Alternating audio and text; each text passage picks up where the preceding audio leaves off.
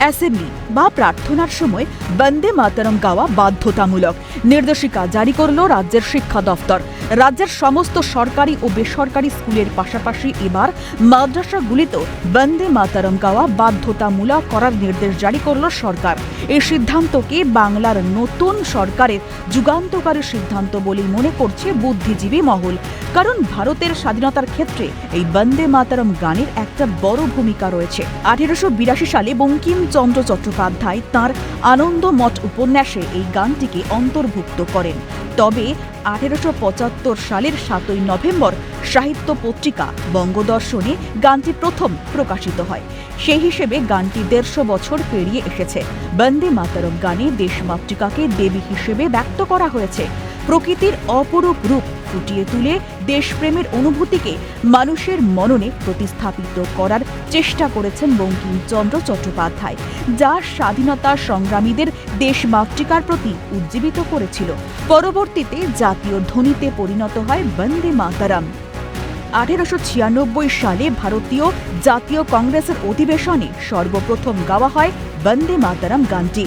পরিবেশন করেছিলেন স্বয়ং রবীন্দ্রনাথ ঠাকুর।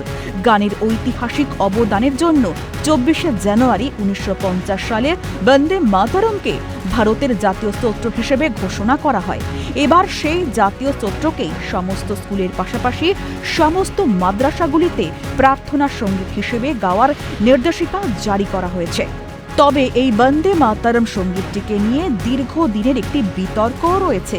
মূলত মুসলিম লীগ এই গানটির প্রতি তীব্র আপত্তি জানিয়েছিল।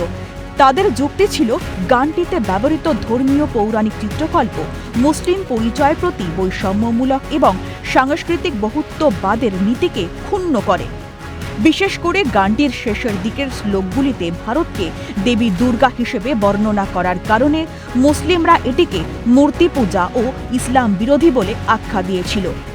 বিবাদ নিরসনে 1937 সালে জওহরলাল নেহেরু, সুভাষচন্দ্র বসু এবং মৌলানা আবুল কালাম আজাদ সহ কংগ্রেস নেতৃত্ব জাতীয় সমাবেশে বন্দে মাতরম গানটির শুধুমাত্র প্রথম দুটি স্তবক গাওয়ার সিদ্ধান্ত নেন। এক্ষেত্রে কবিগুরু রবীন্দ্রনাথ ঠাকুরও মতামত দিয়েছিলেন যে গানটির প্রথম দুটি স্তবকের মূল ভাব অসাম্প্রদায়িক এবং তা সবার জন্য গ্রহণযোগ্য।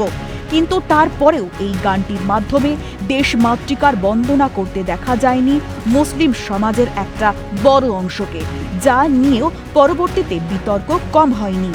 কিন্তু এবার সেই বিতর্কের অবসান ঘটতে চলেছে, কারণ সরকারি নির্দেশ মেনে সমস্ত মাদ্রাসাগুলিতে এবার গাইতে হবে বন্দে মাতরম। মাদ্রাসাগুলিকে নিয়ে বিভিন্ন সময়ে নানান বিতর্ক তৈরি হয়েছে।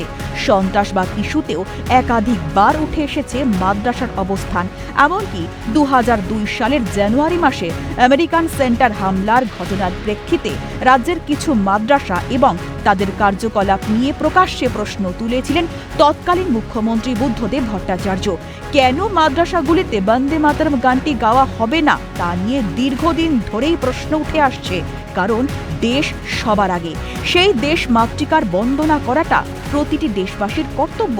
সেখানে শুধুমাত্র ধর্মের দোহাই দিয়ে দেশ মাতৃকাকে অবজ্ঞা করার অধিকার কোনো ভারতবাসীর থাকতে পারে না। বন্দে মাতরম প্রত্যেক ভারতবাসীর একটি আত্মিক ধ্বনি।